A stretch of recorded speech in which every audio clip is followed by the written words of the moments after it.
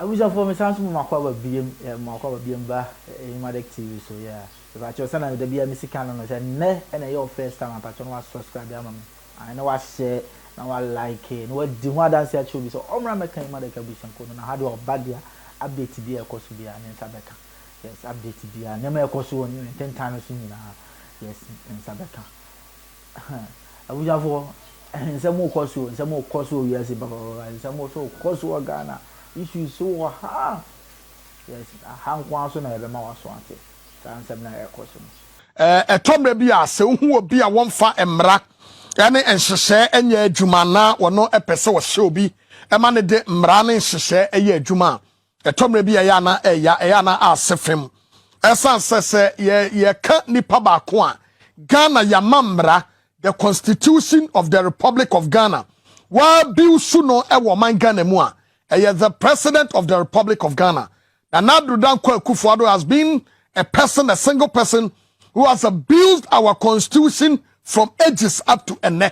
Ya weni obuoni ani die emfama Ghana amamra watie Ghana mamra so baby a wase emra eye adwuma no Nado etie amra no so. What you say? Akufo Addo constitutionally waye coup d'etat tumra no agu ya baby a wase mra no ye adwuma no Nado emfa mra no enya adwuma Ghana mra no ekire se yenyi cabinet minister sen Nado te wo no the cabinet ministers won amamu mu yesen o meka kire Ghana fo Nado Akufo Addo free down betra Ghana akonwa so no wo mi sase abato komisa isi emra be no gina so declare no sa wanya mampanin Nado Akufo Addo Ghana mamra yede ye adwuma no emu ne wo hen na free down bedi mampanin de babesi ne wode ye adwuma ba Nado akọ program bi ase wa bra Ghana national anthem no anya Nado na busuani bi na twerɛye anya Nado na nnwuma anya ne kurom nnwum eye Ghana fo ye nyina ye nnwom ane yankasa ne yakasa nnwom no ye bɔ a ɛwɔ ba bia se ye de sa de to yakoma sopro so se ye sɔre gyina ho se ye danyo ye nyina ne fa ni die mfama no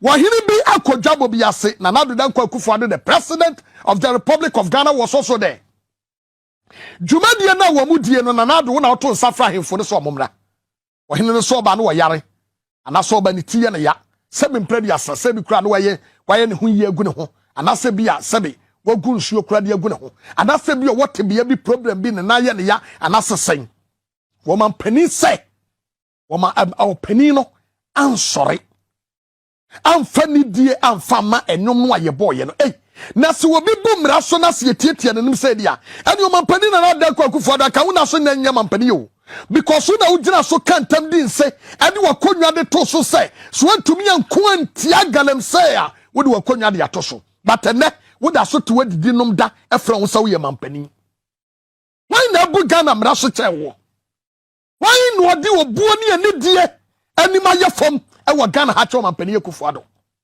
why no wagina wono ane peso aye de ope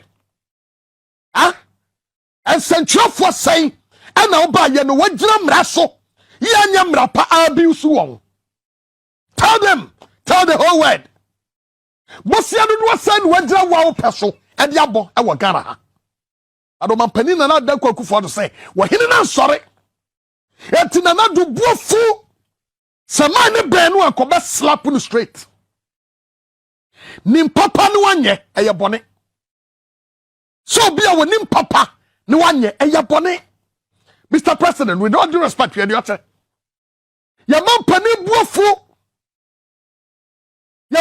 buafu sa adanya wahine na nsore ana wo order the regional minister so nkopam no so nkwabo no na man ne kwahwe so toto ne nsadinachi why because wahine no ansore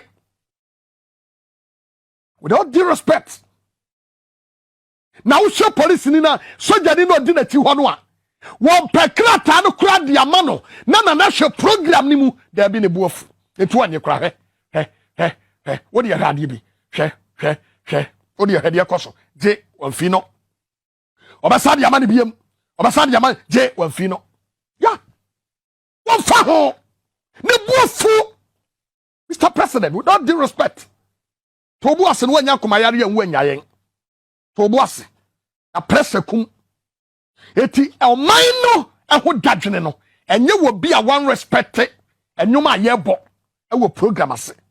That is not the yamfa wo se bedi man panin se be cheke amanfo a ye to national anthem o nsore enya no ne yafa wo se be ye fa wo se Ghana economy no a wo kan ye no brada manage ni o kan yesi atisika so enso kom de ye no ene wo ba ye Ghana fo bra bote sei eno ne ade a ye account enye obi a wote ba bi na ye to nwom no wansore.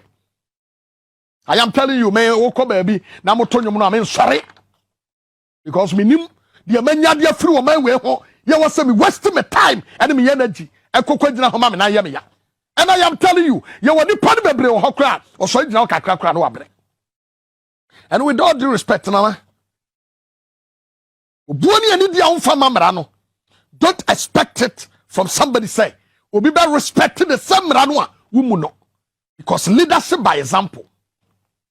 And anya dia wo ye and e be ma obi die hu and America say woman mu dabi.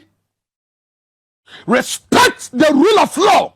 Respect yourself and respect the laws that we have in this country. You as the president, you must respect the laws first. Yeah. I am here. A be happy when you mogu. You move to the other side near Konkodi and Komo. President and Addo Akufo Addo kure hade bi oye yo. Hade bi eh. Na what the mon share picture we na mo hade. Yeah. Hade bi. Hade bi. Hey! Ghana, your national flag. Ya nyina son kasa. Etimumi ya misema mpani Akufo Addo say between wano na Addo danko Akufo Addo eni ni panu a wansore. Why? And wabu mraso. The national flag of the Republic of Ghana was sorry ye jinaso. Wabra flag ye jinaso. Asomampani, you must know better. Nana. I was so what is better.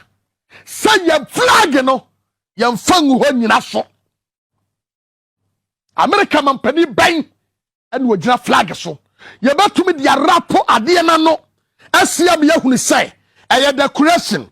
Ye betumi aye ama yahunu say ye mampani ba bia wo kwakwa jina ne say na no kra ne ye nya ne sa entina ye de bowati ye de decorate wati ama obi hunu say this is the president of the Republic of Ghana. You've already abused the laws and you are there. Fighting say will be a mumra. Yaka will be a wabu Ghana mamraso atiatia Ghana mraswa. Akufo Addo number one. You don't respect the laws. So you shouldn't expect someone to respect the same laws you've abused. Mr. President, with all due respect, I don't even want to waste my time on these issues because Nana Akufo Addo, each and everyone knows him say, Muadie mumra wumushe womanimo. So me waste my time dodo. Who could to join what person now sorry who complaining no. So one 3P a big journey say 3P garlic mixture. When you be a man pharmaceutical shops and herbal shops 3P garlic mixture. Yeah, I was for Hannah medium we see, yeah, Hannah medium we see. And watch out, send the Biamican and then your first time I will show you Emadek TV. I want to subscribe by my wife. I want like it.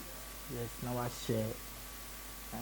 No what the home come out you. So Omra make kind of home. No ba update be an inside the can. Yes. Never be a course to be an inside the can. Yeah, inside the can we be a. If I show I send me about a comment in this and then I was working for home. Yes, then I will come find story where I made a buy you. As some person will come find but no leave you a comment section or and they are my also I venture no ever ma Emadek at Tumpong because you know when you're here Jumano. They are the BBN among you comments now my so I sent it. Now the so you can't change me pan yes I can't change. I had a medimusi because you say over subscriber now I share. Yes, now I like it. I wasn't sure the one dance here too. Say, oh, my making Emadek Bush and Macrow.